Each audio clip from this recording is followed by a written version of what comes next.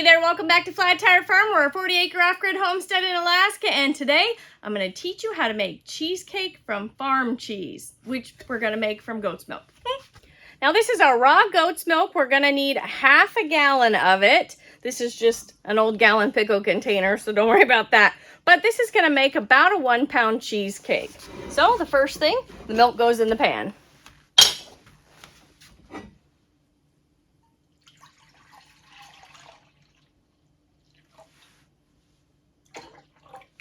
There we go. Now, if you want to watch a video where I make farm cheese into plenty of other things, like different flavored farm cheeses, I did a video on that, a whole series of things that you can make from goat's milk, and I'll link that playlist at the end for you. But for today, we're just making plain old farm cheese. It's not flavored, so that we can turn it into cheesecake. Okay, now all we need to do is turn this on medium-low and heat it up till it gets to 190 degrees.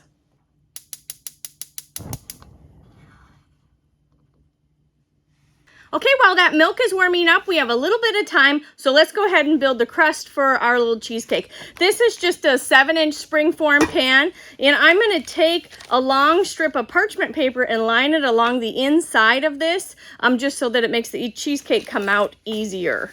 So, I'll tell you, this is not as easy as it sounds, but you have to cut it long enough to go all the way around. Don't think you can cut 2 pieces, because that is not going to work. So we're just going to close this down and set this in here for now. And then when we make the crust, we will push it down on the bottom and try to get this little piece of parchment paper to stay.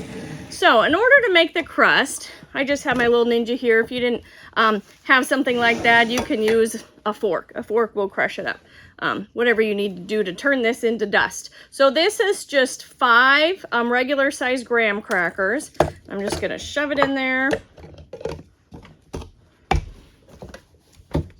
And we will grind it into dust.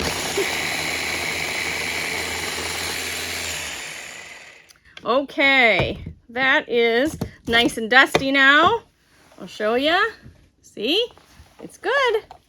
All right, so we'll take that out of here, and then we're gonna mix that. Oh, let me get a little bowl.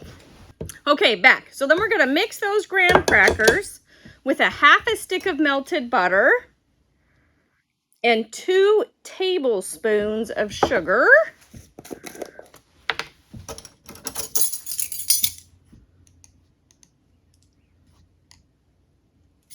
Now my neighbor is really smart, and when she makes cheesecake, she uses sugar in the raw for the crust, so it makes the crust crunchy on the bottom. So if you have sugar in the raw, I would use that, but I just have the plain old white sugar.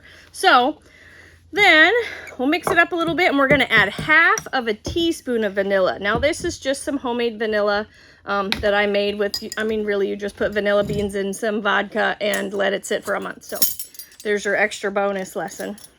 So we need half of a teaspoon of vanilla. I don't always measure, but I guess today I will. So we get it all mixed up till it's all combined and kind of like a mushy paste. Okay, now let's get this put in the bottom of that springform pan. Okay, here's our little pan with our parchment paper in it.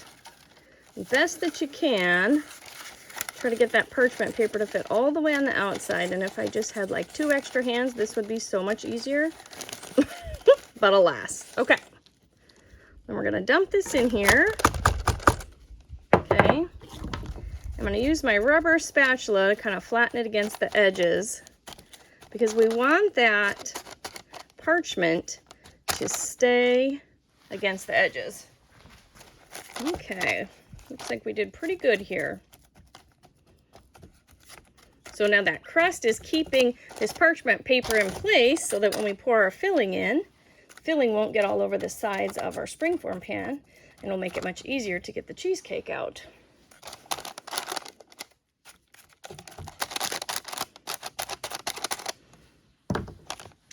All right, there we go. On to the next step.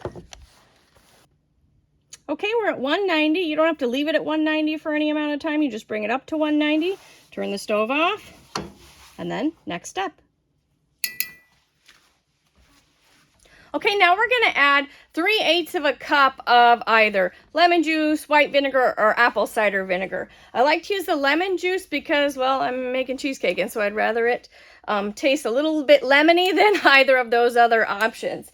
And for those 3 different acidifying agents, white vinegar, apple cider vinegar, or lemon juice, you don't have to change the volume. It's 3/8 of a cup. That's it. So this is some lemon juice that I canned earlier in the year, and this is a 1/4 cup, so I need 3/8, so I'm going to use one of these and a half again, but I'll bring you up close because I'll show you the really cool part that happens. All right, so there's our 1/4, and that makes us 3/8, and then you give it 1 slow spin, and you can watch the whey separate. See how it's turning yellow there? It's starting to separate. Pretty neat, huh? Happens that fast. So now we're going to put the lid on it and let it sit for 15 minutes. I want to show you guys one of my very favorite canning gadgets. It's this jar lid opener. It makes it so that the lids don't get damaged. See? And then I can reuse them for whatever I want, storage or otherwise, without having to throw the lid away. So anyways, I'll leave that in the link in the description below if you're interested in it. But I think it's less than $15 and I use it every day. Actually, I have 3 of them because I use so many. Okay, let me jump in and tell you that now is the time you want to preheat your oven. You're going to preheat it to 350 because when this gets done sitting, the rest of the cheesecake making goes pretty quick. So by the time you have a cheesecake ready to go in the oven, now your oven will be all warmed up for you. Okay, our 15 minutes is up. Let's see what magic has occurred. Okay, if you look,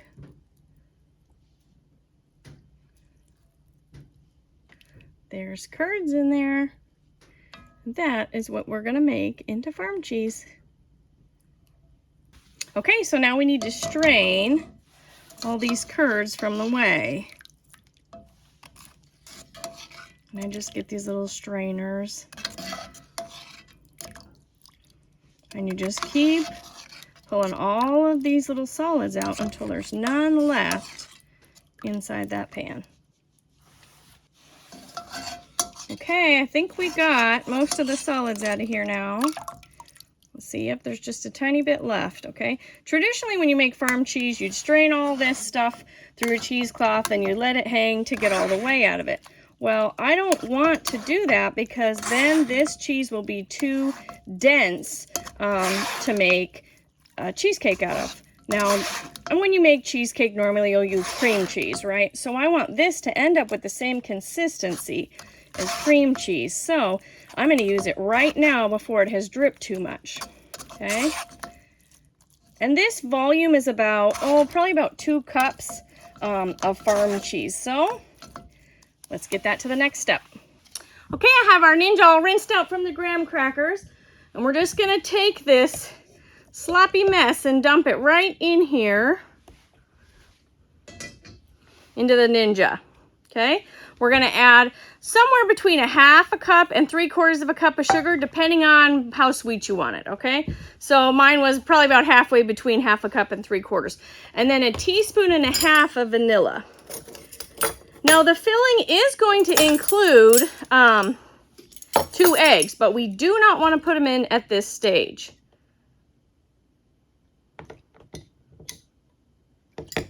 All right. And now when we first start out with the farm cheese, it's kind of almost like cottage cheese in a way, or ricotta. It's a little grainy, and so we're putting it in the Ninja to really smooth it out like cream cheese is. And so I'm just going to keep blending this until there's no little grain pieces left and it is just smooth fluff.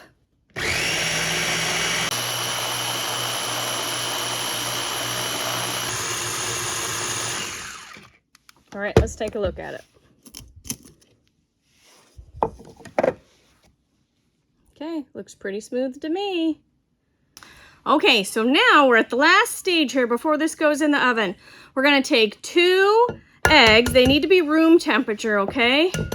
And they need to be lightly beaten, but not so beaten that they are in the Ninja. That would have made it not the right consistency.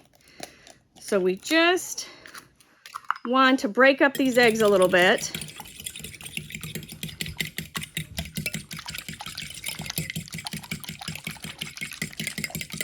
So that there's no big parts or yolks or pieces in there. Okay. There we go. Now we're gonna add our fluff stuff. It's almost like frosting at this stage, this firm cheese and sugar mixture. Actually tastes really good too. Now keep in mind that this cheesecake is not going to have the same tartness of the cheesecake that you make with cream cheese, right? Because cream cheese is soured, right? It's supposed to be cultured, right? And so it has that little kind of tart, tangy taste. This is more of a mild taste. It's still really good. And then you're just going to want to add whatever delicious toppings you want to it. But, okay, we got all that in the bowl. And we're just going to kind of fold it all in there till it's combined. You want to get it all mixed up, but you don't want to overdo it. You don't really want to get those eggs whipped up. So I'll bring you closer. I'll show you what I'm talking about. All right, so we're almost combined now, but you can still see there's like that little bit of egg liquid. And we want to get rid of that and mix it just until it's combined like that. Okay, now ready to put in the pan.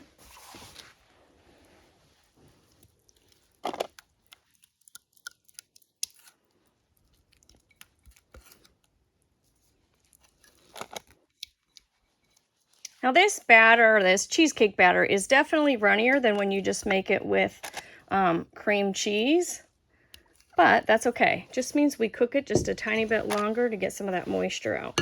Then I just tap it down. Okay, we're ready to go in the oven. Okay, I got a cookie sheet down there covered with tin foil because if this leaks, I don't want to clean out my oven. I stick it on the middle rack there, and this usually cooks for 35 minutes, but I'm going to check it at 30. Okay, we're at 30 minutes now, and I know it's not done, but I want to show you. If I wiggle it, you can see how wobbly the middle is, but the edges are not so wobbly. We want the whole thing to be not so wobbly, so we're going to put it back in and check it in 5 more minutes. Okay, I took it to 43 minutes, and I'm not going to take it any longer than that, but you can see, I want to show you what it looks like when it's perfect. Okay, it's firm on the edges, but there's a tiny jiggle in the middle. Okay, we're gonna let it finish firming up by closing the oven, except leaving the door cracked open, and we're gonna turn the oven off, and we'll give it a little bit of time, and we'll be back in a little bit. Okay, we let the oven cool down. This guy's still a little bit warm, but he's not too hot. I'll give you an up-close view, but what we're gonna do now is let it completely cool to room temperature, and then we're gonna stick it in the fridge, and it's gotta be in there till tomorrow. Boo, right? Yeah, boo. Okay, I cut the paper down so you can see it a little bit better. You can see how it's pulled away from the edges. It's beautiful. The edges are nice and brown. Let's see if I can pull this out of here without it falling apart. See how much magic I have, right? Okay. Pull the paper stuff off. Oh my gosh, look at that. Okay, look at beautiful, right? Okay, see how it's a little bit springy? It's still soft, but it's not jiggly anymore. Yep, that's gonna be a great texture. We're gonna stick it in the fridge, and we'll see if we can go get our famous taste tester for the secret one that I made yesterday. So this is what the texture of that cheesecake is gonna look like. Pretty cool, huh? Yeah, this is the one I made yesterday, same recipe. It's just already ready to show you. All right, Mr. Reeve, you ready to be the taste tester? Yeah, but don't I have to wait till tomorrow when it cools down? Yeah, for that one. But here's the magic of television.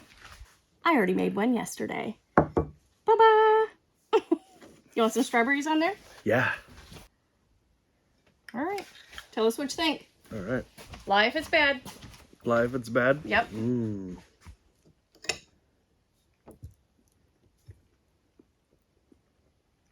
Wow. That's perfect. Okay, this is the last take for the ending because there's only one bite left. So thanks for joining us for our cheesecake video today. I'll leave the recipe in the description below, as well as links for any kitchen gadgets that I may have found interesting. And as always, thanks for joining us at Flat Tire Farm. We'll catch you on the next video, guys. Hopefully we made it that time because you are at a cheesecake.